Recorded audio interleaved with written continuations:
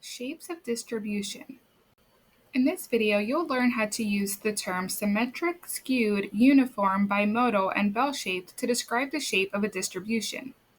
When we use graphs to represent a data set, the shape of the graph can help us understand features and spreads of that set.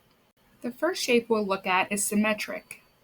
This is when the mean and median are equal and when there is a vertical line of symmetry in the center.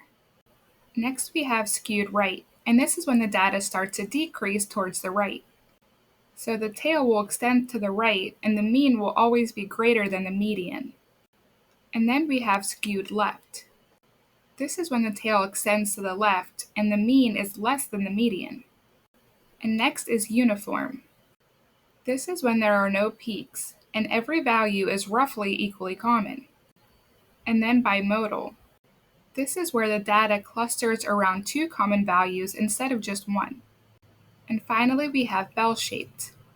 This happens when the data follows a normal distribution with fewer values at the extremes. Which of the dot plots shows a symmetric distribution? Remember, symmetric means that it will be the same on both sides, and the middle value will be an axis of symmetry. Let's look at the first one. The values keep increasing until it hits 18 and 19 where it drops suddenly. So this is not symmetric.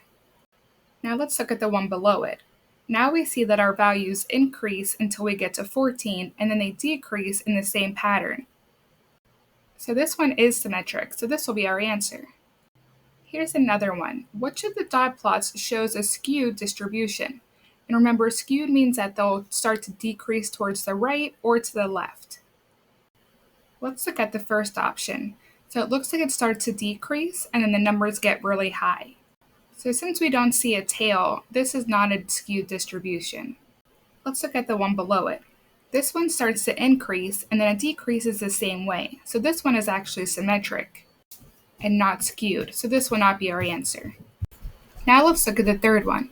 This one goes up and then up and down, kind of like a roller coaster.